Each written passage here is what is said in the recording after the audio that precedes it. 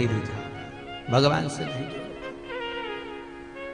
महाराज भगवान शिव ने रिझाया, भगवान नेत्र खोले, शंकर का दर्शन किया और शिव का दर्शन कर कर भगवान आज नेत्र खोलकर लक्ष्मी से कहते हैं, लक्ष्मी आज के दिन मैं अपनी निंद्रा से त्यागा हूं, आज का दिन संसार में मंगलकारी होगा और शुभ फल देने वाला होगा, जिसके द्वार पर दीप लगाया जाएगा।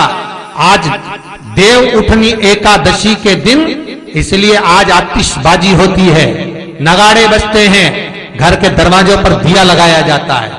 आज के दिन जिसके द्वार पर दीप लगेगा, मेरी पूजन होगी, उसके घर में समृद्धि लक्ष्मी की कमी ना हो।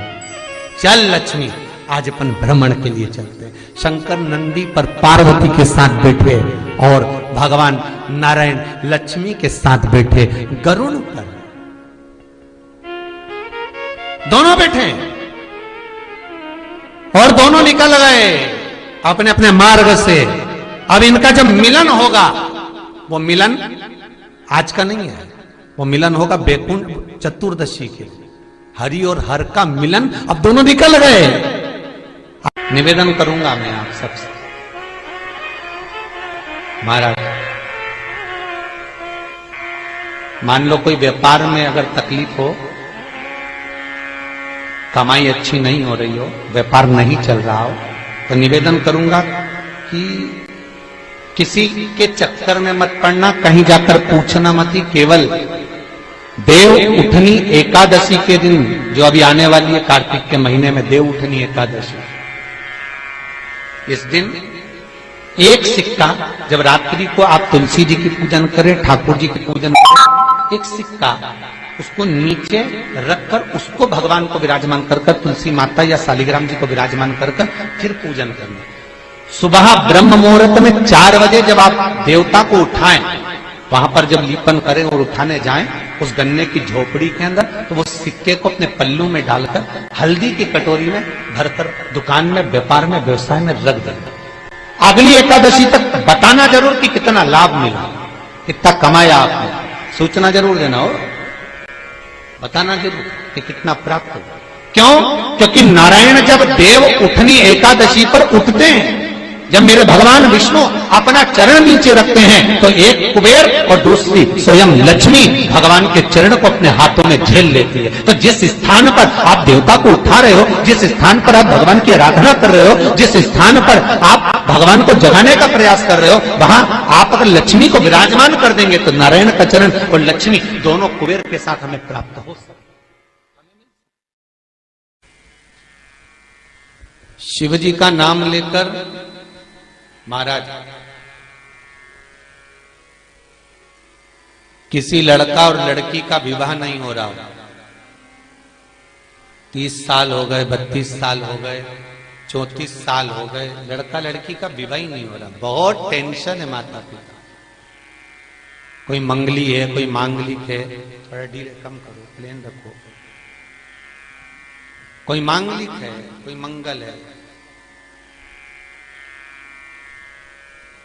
संबंध हो ही नहीं रहा, बहुत प्रयास कर रहे हैं, बहुत।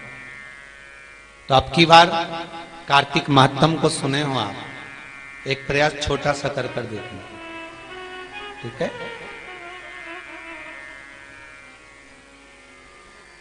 चार दिशा का स्मरण करिए, पूरब पश्चिम उत्तर दक्षिण। हथेली पर आटे का दीप लगाइए, घी भर लीजिए और 4 बत्ती उसमें अलग अलग रख लीजिए। महाराज थोड़ा सा पीला चावल हल्दी में कर कर उसमें डाल लीजिए। जो लड़का और लड़की का विवाह करना उसी के हाथ में देना है। और देव उठनी एकादशी के दिन, जिस दिन देवता उठेंगे, जिस जगह पर तुलसी शालिग्राम का आप पूजन करते हो, गन्ने के नीचे, ईख के नीचे तुलसी का क्यारा रखकर पूजन करते हो, वहां पर भगवान शिव और भगवान नारायण का नाम लेकर उस दिए को रगवा दीजिए और वहीं पर हल्दी का तिलक उस लड़का या लड़की का कर दीजिए। और उसके हाथ में थोड़ी सी हल्दी लगा दीजिए। महाराज 2.5 महीने 3 महीने तो बहुत हो गए, उस बच्चा और बच्ची का विवाह पक्का हो जाता। आज भी कहते बेर भाजी आंवला उठो देव सांवला। चरण, पहला चरण जब नारायण पृथ्वी पर अर्थात आंवले के वृक्ष पर बैठकर आंवला नौमी से साधना करते हुए नेत्र बंद कर कर देव उठनी एकादशी तक भगवान तब साधना से जब पहली बार उठकर चरण रखते हैं तो मेरे नारायण का पहला चरण भगवान कुबेर भंडारी अर्थात कुबेर स्वयं कुबेर देव भगवान हाथ में ले लेते और दूसरा चरण माता लक्ष्मी लेते। देखिए भगवान नारायण के एक चरण को हाथ में ले रहे हैं, दूसरे चरण को लक्ष्मी ले रही है। निवेदन करूंगा मैं आप सबसे, महाराज मान लो कोई व्यापार में अगर तकलीफ हो, कमाई अच्छी नहीं हो रही हो, व्यापार नहीं चल रहा हो, तो निवेदन करूंगा कि किसी के चक्कर में मत पड़ना, कहीं जाकर पूछना मत ही। केवल देव उठनी एकादशी के दिन जो अभी आने वाली है कार्तिक के महीने में देव उठनी एकादशी, इस दिन एक सिक्का जब रात्रि को आप तुलसी जी की पूजन करें, ठाकुर जी की पूजन करें, एक सिक्का उसको नीचे रखकर उसको भगवान को विराजमान कर कर तुलसी माता या शालिग्राम जी को विराजमान कर कर फिर पूजन करना।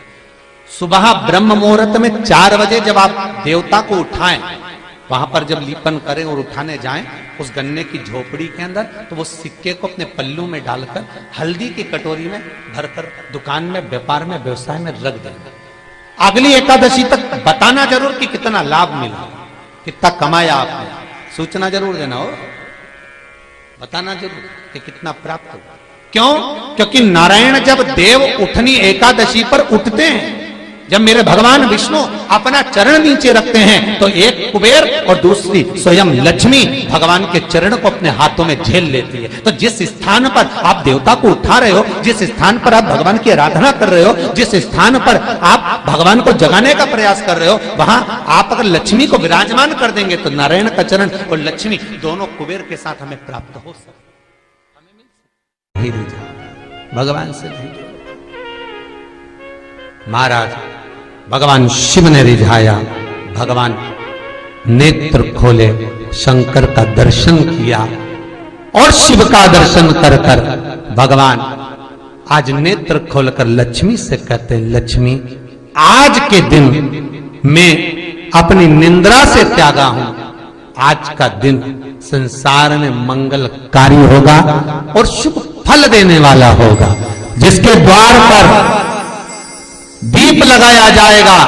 आज देव उठनी एकादशी के दिन, इसलिए आज आतिशबाजी होती है, नगाड़े बजते हैं, घर के दरवाजे पर दिया लगाया जाता है।